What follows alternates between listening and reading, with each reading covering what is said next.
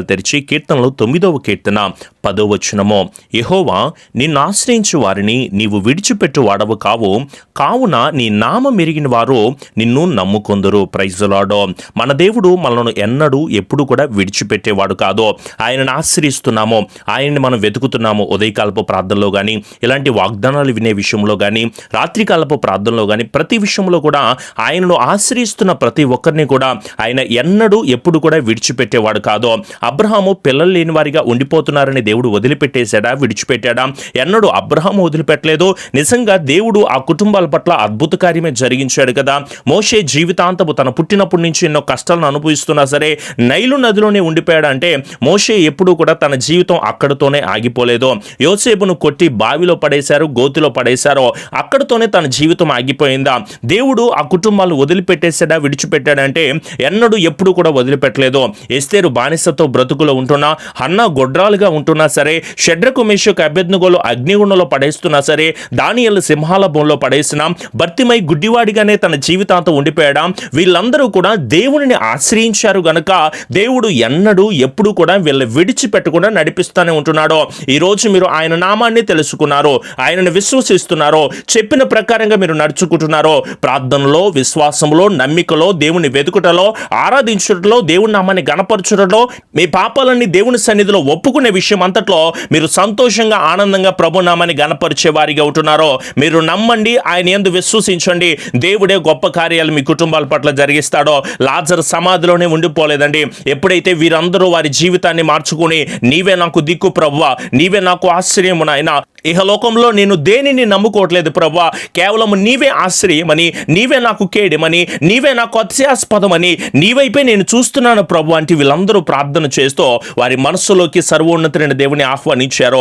మీరు వాక్యమైతే వింటున్నారో, పాటలు పాడుతున్నారో, దేవుని ఆరాధన చేస్తున్నారో, లైవ్ ఆరాధనలో పార్టిసిపేట్ చేస్తూ ఉంటున్నారో, అయినా సరే మీ మనస్సులోకి సర్వోన్నతులైన దేవుని ఆహ్వానించుకోలేని వారిగా ఉంటున్నారో, ఒకసారి పరిశీలన చేసుకోండి. మీ స్థితిని మార్చాలి అన్నా, మీ పరిస్థితిని మార్చాలి అంటున్నా, మిమ్మల్ని లేవనెత్తాలి అంటున్నా, ఏడుస్తున్న మీ జీవితాల్లో, నిందలను అనుభవిస్తున్న మీ జీవితాల్లో, హేళనకరమైన పరిస్థితులు వెళ్తున్న ప్రతి ఒక్క ఇబ్బందికరమైన విషయాలన్నీ కూడా యేసు నామములో మాత్రమే లయమవుతాయి అన్న విషయాన్ని మీరు మర్చిపోవద్దు. తప్పకుండా మీరు దేవుని వైపు చూడండి. ఎలాంటి పరిస్థితులు ఎదురవుతున్నా, వ్యాధుల్లో ఉన్నాము బ్రదర్, రోగాలు వస్తున్నాయండి, ఈ పాజిటివ్ కేసులు వస్తున్నాయండి, ఈ కరోనాకి భయపడుతూ ఉంటున్నాం. దయచేసి ఎవరు కూడా కరోనాకి భయపడద్దు. అలా అని చెప్పేసి మీరు బయట విచ్చలవిడిగా తిరగొద్దు. మాస్కులు ధరిస్తూ, శానిటైజర్లు ధరిస్తూ ఈ అనారోగ్యాలతో ఉంటున్నాను బ్రదర్, అప్పులు సమస్యలతో ఉంటున్నామో, కష్టాలతో, కన్యలతో, నా భర్త, నా భార్య, నా బిడ్డలో ఎన్నో రకాలైన సమస్యలను అనుభవిస్తూ ఉంటున్నాను, ఎన్నో మోసకరమైన జీవితాలను అనుభవిస్తున్నాను అండి. పాస్టర్ గారు చెప్పుకోవడానికి కూడా వీలు ఉండట్లేదు. ఎన్నిసార్లు ఎదురు చూస్తున్నా, ఎన్నిసార్లు ప్రార్థన చేసినా, ఎంత వేడుకుంటున్నా సరే ఈ కష్టము నుంచి, ఈ కన్నీళ్ళ నుంచి విడుదల పొందలేకపోతున్నాను. పాస్టర్ గారు నిజం చెప్పాలి అంటే విశ్వాసాన్ని కోల్పోతున్నానండి. ఇంకా ఎంతకాలం ఎదురు చూడాలి, ఎంతకాలం నేను మొరపెట్టాలి, ఎంతకాలము ఆయన దగ్గర నేను ఎదురు చూస్తూ కనిపెడుతూ ప్రార్థన చేసే వారిగా ఉండాలి అని చెప్పేసి మీ విశ్వాసము మీకు అర్థం కాక మీరు ఎలాంటి పరిస్థితిలో ఉన్నారో మీకు తెలియకుండా బాధపడుతూ వేదన చెందుతూ ఉంటున్నారా? అమ్మ, మీరు తప్పకుండా ప్రార్థన చేయండి. ఏమి దిగులు పడాల్సిన అవసరం లేదో. ఆయన చూస్తున్న దేవుడు, నమ్మకమైన వాడు, న్యాయాధిపతి అయిన దేవుడు. ఆయనే మనకు మాట ఇస్తున్నాడు కదా. ఆయనను ఆశ్రయించి వారిని ఎన్నడూ విడిచిపెట్టే దేవుడు కాదు. దావీదుని వదిలిపెట్టేశాడు అనుకుంటున్నారా? సింహంలో ఎదురొచ్చినాయి, గొల్యాతు ఎదురొచ్చాడు, అలాగే దానియేలు కూడా వదిలిపెట్టాడా? సింహాల బోన్లో పడేస్తూ ఉంటున్నా. కలభావం చెప్పకపోతే కత్తి మీదకు వచ్చినా సరే. మోషే విషయంలో చూడండి, ఇశ్రాయేలీలందరినీ 40 సంవత్సరాల అరణ్యంలో నడిపించే విషయంలో, 40 సంవత్సరాలేమో అరణ్యంలో సంచరించే విషయంలో, 40 సంవత్సరాలు రాజ్యాన్ని పరిపాలన చేసే మోషే విషయంలో ఎన్నడన్నా వదిలిపెట్టేశాడా, విడిచిపెట్టేశాడా? ఈరోజు మిమ్మల్ని కూడా ఆయన ఎన్నడూ, ఎప్పుడు, ఎలాంటి పరిస్థితుల్లో విడనాడని, వదిలిపెట్టని దేవుడని మీరు తప్పకుండా గుర్తుపెట్టుకోండి. పౌలు చెరసాల్లో పడేసినప్పుడు, ఎవ్వరూ ఏమీ చేయలేని పరిస్థితుల్లో ఉంటున్నప్పుడు కూడా నా దేవుడు తప్పకుండా కార్యాలు జరిగిస్తాడో. ఈరోజు మీరందరూ కూడా కష్టాన్ని అనుభవిస్తున్నారు, నష్టాన్ని అనుభవిస్తున్నారు. అయ్యో ఏం చేస్తున్నావు అర్థం కావట్లేదు పాస్టర్ గారు అని చెప్పేసి మేమేం చేసినా సరే కలిసి రావట్లేదండి. ఈ అప్పులు తీరట్లేదు, వివాహాలు జరగట్లేదు, వ్యాపారంలో కలిసి రావట్లేదు, అన్ని నష్టాలు ఎదురవుతున్నాయి, అన్ని కష్టాలు ఎదురవుతున్నాయి. అనుకున్నది అనుకున్న సమయానికి జరగక ఎంతో తీవ్రమైన మనస్తాపంతో చెంది ఉన్నావు కదా. నీ కుటుంబ సమస్యలు ఇలా ఉన్నాయని, శ్రమలతో, వ్యాధులతో బాధలు పడతా ఉంటున్నావు అని చెప్పేసి ఎన్నో దయనీయమైన పరిస్థితిని ఎదురు చూస్తున్న బిడ్డలారా, ఆయన యందు తప్పకుండా విశ్వాసము కలిగిన బిడ్డలుగా ఉండండి. ఎలా మేము విశ్వాసం ఉంటాము పాస్టర్ గారు అంటే, యోసేపును కొట్టి జైల్లో పడేసినా సరే అతని విశ్వాసాన్ని కోల్పోలేదు. దానియేలును చంపడానికి ప్రయత్నం చేసి సింహాల బోన్లో పడేసినా సరే నిజంగా దానియేలు ఎప్పుడు ఎన్నడూ కూడా విశ్వాసాన్ని కోల్పోలేదు. దావీదు నేను ఆరాధన చేస్తున్న దేవుడు ఉన్నతమైన దేవుడు అని, ఆయన్ను నేను నమ్ముకొని ఉన్నాను గనుక, ఆయన నామాన్ని నేను ఎరిగి ఉన్నాను గనుక నిజంగా సర్వోన్నతుడైన దేవుడిని నేను మహిమపరుస్తాను అనే ఉన్నతమైన స్థితిలోనే కలిగి ఉన్నాడే తప్ప యుద్ధం చేయాల్సి వచ్చిన, గొల్యాతును ఎదుర్కోవాల్సి వచ్చిన, ఎలాంటి పరిస్థితుల్లో వచ్చినా సరే దావీదు ఎన్నడూ కూడా కృంగిపోలేదు. ఈరోజు ఉద్యోగాలు లేక బాధపడుతున్నారు. ఎంతోమంది ఫోన్లు చేసి బ్రదర్ ఈ అక్కమ సమస్యలతో బాధపడుతున్నామండి, తిండి లేక బాధపడుతున్నామండి, ఎన్నో అడ్డంకులుగా మమ్మల్ని అడ్డు పెట్టేస్తున్నారు పాస్టర్ గారు. తండ్రి లేని వారికి ఆయనే సహాయకుడిగా ఉంటాడు కదా, మళ్ళీ నిరంతరము కూడా సర్వోన్నతుడైన దేవుడే నడిపిస్తాను అని చెప్పేసి మాట్లాడుతూ ఉంటున్నప్పుడు, బాధపడు వారి కోరికను ఆయన వింటాను అని చెప్తా ఉంటున్నప్పుడు, తండ్రి లేని వారికి, నలిగిపోయిన వారికి న్యాయము తీర్చుటకే వారి హృదయమును స్థిరపరిచి వారి దగ్గర చెవియొగ్గి వారి మొరలు ఆలకిస్తానని చెప్తున్న దేవాది దేవుని మాటను మీరు మర్చిపోతే ఎట్లా, విడిచిపెట్టేస్తే ఎట్లా? ఒకసారి ఆలోచన చేయండి. మనము నమ్ముకున్న దేవుడు జీవము కలిగిన దేవుడు కదా, ఆయనే న్యాయము తీరుస్తాడు. ఆయన సింహాసనాసీనుడై ఉంటున్నప్పుడు మనకు న్యాయము తీర్చడానికి, లోకానికే, మన కుటుంబాలకి, ప్రజలందరికీ కూడా న్యాయము తీర్చడానికి జీవాధిపతిగా ఉంటున్న దేవాది దేవుని వైపు మీ హస్తాలు చాచి మరి ప్రార్థన చేస్తారా? బ్రదర్ నేను ఈ బాధలో ఉన్నానండి, ఎన్నో కష్టాలు నేను అనుభవిస్తున్నానండి, ఎన్నో నష్టాలు గుండా వెళ్తున్నానని ఎంతో చక్కగా నాతో చెప్పుకుంటూ ఉంటున్నాము కదా, ఒకసారి మోకరించి ప్రార్థన చేస్తావా? మనందరి కోసమే, మీ అందరి కోసమే, మన కుటుంబాలన్నీ క్షేమంగా ఉండడం కోసమేమో మీ కుటుంబాల విషయమే మీరు మోకరించి ప్రార్థన చేయండి. ఉదయం 6 గంటల నుంచి మధ్యాహ్నం 12 గంటల వరకు కూడా ఖచ్చితమైన క్రమాన్ని పాటిస్తూ, అలాగే ఈ నెల చివరిలో 3 రోజుల ఉపవాస క్రమాన్ని మనమందరము పాటిస్తూ జీవాధిపతి అయిన దేవునికి మొర్ర పెట్టుకునే వారిగా ఉందాము. మన మొర్ర ఆలకించేది సర్వోన్నతుడైన దేవుడు. ఈ లోకంలో ఉంటున్న మనుషులు మన మొర్రలు ఆలకించరండి, వారు ఎగతాళి చేస్తూ ఉంటారు. మన బాధలకి చెప్పుకుంటూ ఉంటుంటే ఎప్పుడు కూడా హేళనగా మాట్లాడే వాళ్ళేనండి.